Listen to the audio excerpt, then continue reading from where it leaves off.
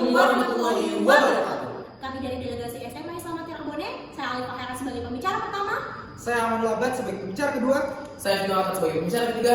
Atira Unggul cerdas. Ketika pendidikan diserahkan kepada mesin, kita harus bertanya apakah kita sedang menciptakan kecerdasan manusia atau sekedar membangun ketergantungan pada kecerdasan buatan. Selamat datang di poin definisi dua hal. Satu, proses belajar mengajar. Proses belajar mengajar ataupun yang biasa disebut sebagai PBM menurut SOP dari Kemendikbud adalah yang melibatkan dua stakeholder, yakni guru dan juga siswa. Kemudian kegiatan ini berlaksana di kelas, dan ketika kita mengacu kepada SOP dari Kemendikbud, PBM ini mengarah kepada proses pembelajaran, proses belajar mengajar yang terjadi di sekolah. Oleh karena itu kita lihat dari dua sisi. Dari segi guru, apa yang dikerjakan oleh guru? Guru melakukan pengajaran, mereka memberikan pembelajaran. Menggunakan apa? Mereka menggunakan pendekatan emosional mereka. Kemudian yang kedua adalah siswa. Siswa apa yang dilakukan oleh siswa? Siswa itu mendapat pengajaran. Mereka adalah objek yang disasar. Mereka yang diajar. Apa yang mereka dapatkan? Apa yang mereka pelajari? Mereka akan mempelajari hal-hal dasar, ilmu-ilmu dasar dengan tujuan agar nalar mereka jalan, agar critical thinking mereka dilatih, agar buat otak mereka bisa berpikir dan menyimpan informasi yang besar. Analoginya adalah rak di perpustakaan menyimpan banyak sekali lagi informasi. Otomatis ketika kita menggunakan AI, kita harus memberikan perintah, bukan? Tapi ketika critical thinking kita saja tidak jalan, bahkan logika untuk mencari kata kunci yang akan kita gunakan dalam AI tersebut tidak bisa, bagaimana kita ingin menggunakan AI? Maka dari itu kami kontra akan hal ini. Kemudian apa yang harus dicapai anak-anak, apa yang harus dicapai siswa dalam bersekolah dalam proses belajar mengajar? Tiga hal menurut Permendikbud nomor 22 tahun 2016 pasal 2 ayat 1. Mereka harus mendapatkan ilmu, kemudian karakter, kemudian yang ketiga adalah logika. Nah, kemudian masuk pada poin yang kedua terkait dengan artificial intelligence. Artificial intelligence merupakan teknologi yang berlaku seperti manusia, bahkan cara berpikirnya pun seperti manusia.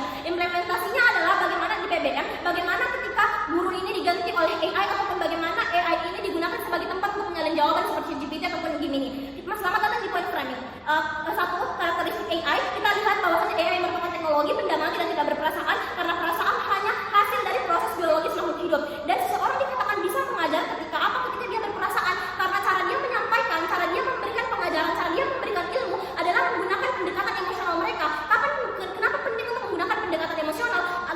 Agar pikiran mereka, agar perasaan mereka bisa bersatu, sehingga ini akan mudah untuk mentransfer apa-apa yang ingin disampaikan kepada siswa ataupun audiens mereka. Nah, sehingga berbeda dengan AI yang sama sekali tidak memiliki pendekatan emosional, maka ini akan susah untuk melakukan transfer ilmu. Dan kita lihat bahwasanya teori emotional learning yang mengatakan bahwa ketika guru-guru menggunakan perasaan mereka, emosional mereka dalam belajar, ini akan meningkatkan suasana belajar bahkan hingga mencapai 11-17%. Nah, ataupun yang kedua, kita lihat karakteristik manusia. Manusia ketika telah menyukai suatu hal yang enak ataupun yang membuat mereka puas, maka otak akan memberikan respon yakni neurotransmitter dopamin, di mana dopamin ini akan membuat pola berkelanjutan. Misalnya ketika kita menggunakan AI yang kita suka, maka otak kita akan membuat dopamin kita untuk kita menyuruh kita untuk menggunakannya terus-menerus, yang dimana pada akhirnya ini akan membuat kita ketergantungan. Nah, kita lihat bahwasannya latar belakang dari emosi ini adalah maraknya penggunaan AI dalam proses belajar mengajar seperti kompas yang memandu kita, di mana memandu kita dalam menuju efisiensi. Namun ketika kita terlalu bergantung, maka kita bisa kehilangan arah dan juga keahlian kita untuk menavigasikan tangan kita secara mandiri.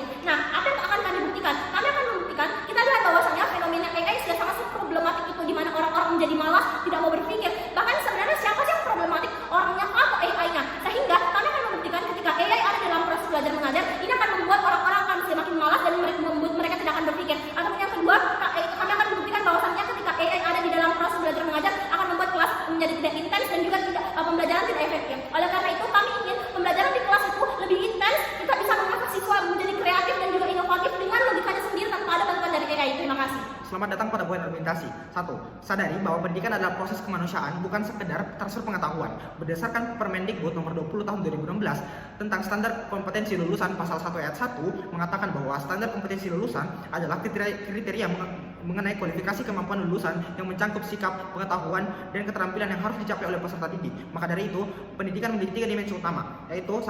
Transfer pengetahuan, 2. Pembentukan karakter, 3. Interaksi sosial. AI hanya sebagai alat yang berbasis algoritma yang hanya berfungsi untuk mendukung dimensi pertama, yaitu transfer pengetahuan. Namun, 2 dimensi lainnya yang menjadi inti pendidikan itu sendiri tidak dapat dicapai menggunakan AI karena keterbatasannya dalam memahami emosi, budaya, dan konteks manusia itu sendiri. Beberapa lapisan. 1. Pendidikan seharusnya tidak hanya berfokus pada pengembangan akademis, tapi juga berfokus pada pengembangan kemandirian berpikir, keterampilan sosial, dan kecerdasan emosional. Siswa perlu belajar berpikir kritis, menyelesaikan masalah secara kreatif, dan mengelola tantangan kehidupan nyata. Ketergantungan berlebihan pada AI dalam proses pembelajaran dapat menghambat pengembangan keterampilan ini. Oke, memang AI memang memberikan jawaban instan, namun tidak memungkinkan siswa untuk melalui proses berpikir yang mendalam. Ini mengurangi kemampuan mereka untuk memecahkan masalah secara kompleks dan berpikir secara mandiri. Selain itu, interaksi dengan AI yang mengurangi kesempatan mereka untuk mengembangkan keterampilan sosial seperti komunikasi, kerjasama, empati, dan lain sebagainya yang penting untuk kehidupan mereka. 2. Mari lihat peran guru sebagai pembimbing emosional. Guru adalah individu yang dapat memahami kebutuhan psikologis siswa secara mendalam, seperti memberikan dukungan moral ketika siswa menghadapi tekanan akademik dan juga masalah pribadi dan lain sebagainya. Melihat Tesco, belum ada AI yang sekapabel itu untuk menjadi manusia yang punya emosi dan keinginan sendiri yang mampu memahami siswanya.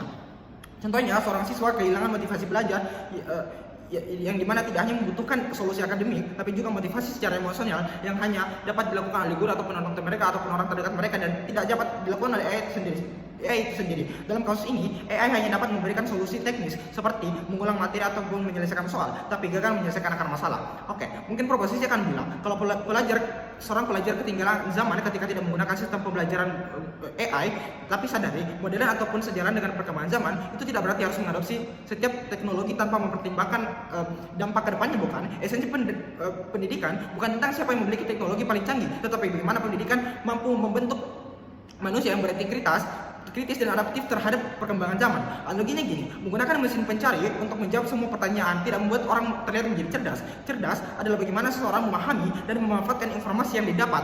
Hal yang sama berlaku untuk pendidikan. AI hanyalah alat, bukan inti dari kemajuan pendidikan itu sendiri.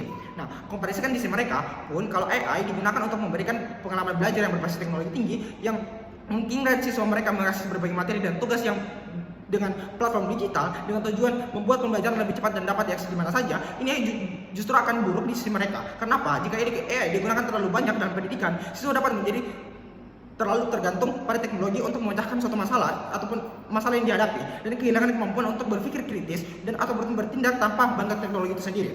Sedangkan di sisi kami, meskipun teknologi itu penting, kami sadari ketergantungan yang berlebihan pada AI dapat mengurangi kemampuan siswa untuk berpikir secara mandiri dan kritis pada akhirnya. Siswa perlu mengembangkan keterampilan dasar seperti keterampilan berkomunikasi, berbicara, dan lain sebagainya yang tidak bisa sepenuhnya didapat melalui pembelajaran AI. Misal, siswa yang hanya mengandalkan AI mungkin kesulitan mengembangkan keterampilannya yang dibutuhkan dalam lingkungan yang tidak berbasis teknologi, seperti kemampuan berkomunikasi secara langsung ataupun berpikir dalam situasi yang kompleks. Maka dari itu bangga sebagai oposisi. Terima kasih. Sebagai pihak oposisi kami tidak punya tujuan yang emosi pada kali ini. Kita akan menciptakan generasi emas, bukan generasi malas. Kita akan menciptakan generasi yang memberi jawaban, bukan menunggu jawaban pada akhirnya Dewan Juri. Baik, masuk ke poin komparasi. Skenario terbaik di pihak pro, mereka bakalan bilang mereka akan dengan mudah mendapatkan informasi, mereka akan dengan mudah mendapatkan pembelajaran, ataupun mereka dengan mudahnya untuk beradaptasi dengan teknologi. Namun sadari, skenario terbaik di sisi kami akan jauh lebih baik Dewan Juri. Poin pertama, hubungan antara guru dan siswa akan jauh lebih intens di sisi kami. Kenapa? Dengan adanya hubungan antara siswa atau guru dan siswa yang jauh lebih intens akan membentuk karakter siswa menjadi lebih baik dan emosional lingkungan belajar yang jauh lebih positif diberikan kepada siswa dan mendorong siswa untuk melakukan perkembangan karena mereka punya kesenangan dalam belajar karena mereka pun merasa bahwa mereka didampingi oleh gurunya dan dididik oleh gurunya. Penelitian menunjukkan bahwa hubungan positif antara guru dan siswa berdampak signifikan terhadap motivasi belajar ataupun partisipasi siswa dan prestasi akademik. Kedekatan ini menciptakan suasana positif dalam lingkungan belajar yang mendorong siswa untuk berprestasi lebih baik juga pada akhirnya. Dikutip dari Jurnal Universitas Cokro Aminoto Palopo.